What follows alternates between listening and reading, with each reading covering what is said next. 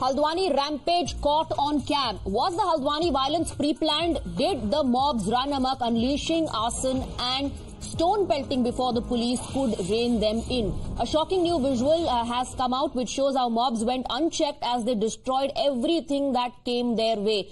The video proof of arson and vandalism is out now. The visuals show mob clearly masked and armed with sticks, torching police vehicles and civilian property. All this right in front of the police station that was already being torched. With the police station ablaze and no police official inside, the mob can be seen toppling vehicles and setting them ablaze. The visuals show about 50 or more people, all armed with sticks and all with their faces covered, completely in a clear attempt to not be identified, even if they are caught on camera. The mob can also be heard shouting "Jalado" as they go on an arson spree.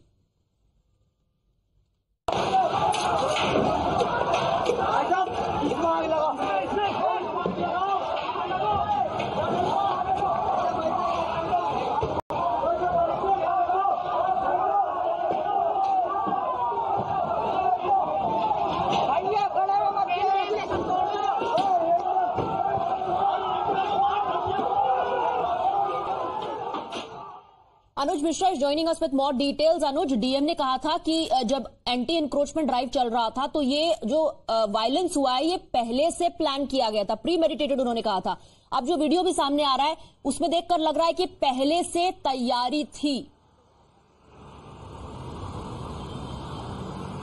जी, निश्चित तौर पर video से साफ पता चलता है कि किस तरीके से जो उपद्रवी थे उन्होंने बाकायदा एक दूसरे से, वो कह रहे हैं, नकाब उन्होंने पहन रखा है ताकि उनके चेहरे की पहचान न हो सके और थाने पर जमकर पथराव करते हैं, थाने को आग के हवाले कर देते हैं। इतना ही नहीं, पुलिस स्टेशन से एमुनेशन जो है उसे भी लेकर वहां से फरार होते हैं। जाहिर तौर पर इस पूरे मामले की जांच जैसे जैसे आगे बढ़ रही है ये साफ हो रहा है कि किस तरीके से ये पूरा मामला जो था वो प्री प्लान था। जांच के दौरान ये बात भी सामने आ रही है कि कुछ लोगों को बाकायदा जिस वक्त ये ड्राइव चल रहा था वहां पर मौके पर बुलाया गया और वो तमाम जो लोग थे वो हिंसा में शामिल रहे। तो इससे साफ पता चलता है कि किस तरीके से, अगर हम इन वीडियो की तस्वीरों को देखें तो ये पता चलता है कि कैसे एक दूसरे से जो उपद्रवी हैं वो बाकायदा कह रहे हैं कि इसको जला दो, इसमें आग लगा दो और तमाम तरीके से हर जगह से, गलियों से, छतों से पत्थर जो हैं वो बरसाए जाते हैं। निश्चित तौर पर जब थाने को आग के हवाले किया जा रहा था तो वहां पे जो पुलिसकर्मी थाने में मौजूद थे वो किसी तरीके से अपनी जान बचाकर वहां से निकलते हैं, लेकिन इस पूरी हिंसा में करीब 100 से ज्यादा पुलिसकर्मी जो हैं वो जख्मी हुए थे। फिलहाल पुलिस जो है पूरे मामले की तफ्तीश कर रही है और जो मास्टरमाइंड है उस पर शिकंजा कसने की कवायद की जा रही है। हालांकि अब तक करीब 30 लोगों को गिरफ्तार किया जा चुका है। 25 लोगों को 24 घंटे के अंदर गिरफ्तार किया गया। उनके पास से तमंचे और कारतूस जो हैं वो भी पुलिस को मिले हैं। साथ ही साथ जो थाने से एमुनेशन लेकर फरार हुए थे उपद्रवी, उनमें से भी कुछ एमुनेशन को पुलिस ने बरामद कर लिया है।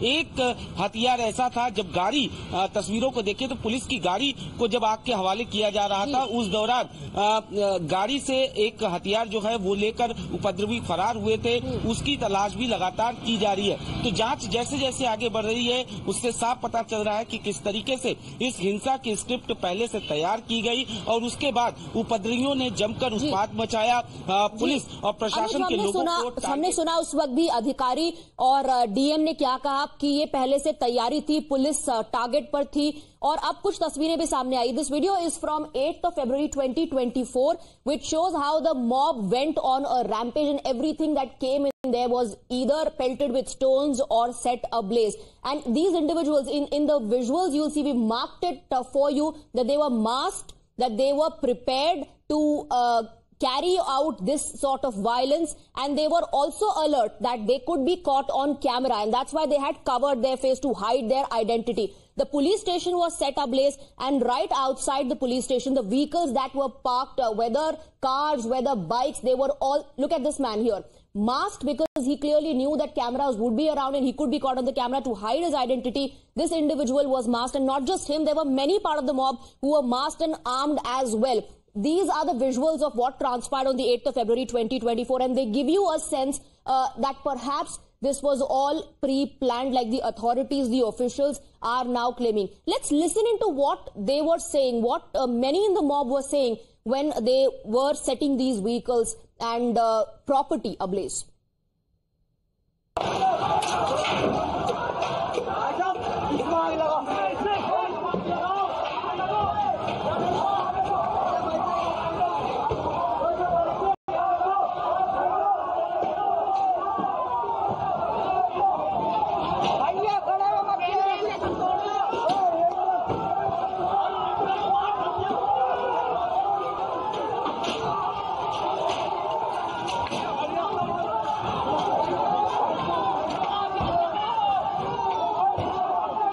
Well, we also spoke to an eyewitness who revealed how the mob attacked them. Even though they tried to hide from the mob, they zeroed in on them, caught them and beat them up with sticks.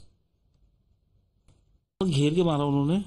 हम एक छोटी सी गली थी, उसके अंदर छुप गए, side में छुपे। तो जैसे ही वो वहां आगे निकले तो इधर का भी मॉब आ गया, उधर का भी आ गया। उन्होंने देखा गली में मेरे संग 2 पुलिस वाले, एक वो और मैं, 4 लोग थे। हमारे को जम के पहले पत्थर बजाया, तो हेलमेट था तो बचे रहे तब तक। उसके बाद फिर वो खुद अंदर आए, हाथ वहां से खींच के हमको बाहर निकाला, हेलमेट उतारा, फिर ये गर्म टोपी पहनी थी मैंने उसको निकाला। उसके बाद सर पे उन्हें मतलब जो हाथ में आया, लाठी, डंडे, तलवार, नहीं क्या क्या। पहले तो न्यूज में आ रहा था, हमें पता ही था भाई हमारा रिपोर्टर है, तो हमें बहुत चिंता हुई कहाँ गया होगा, कैसा होगा। उतने में फिर न्यूज में आने लगा, फिर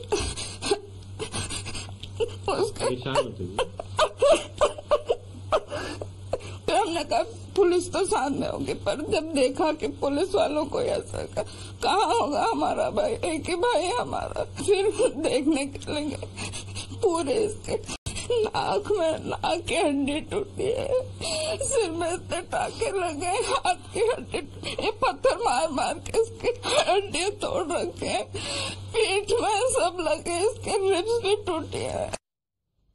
अनुज Mishra is with us in the broadcast. Anuj, कुछ आई विटनेस हैं जो बता रहे हैं कि कैसे उनको घेर कर मारा गया, और वो भी इस बात को कहीं ना कहीं सही बता रहे हैं कि पत्थरबाजी हुई है।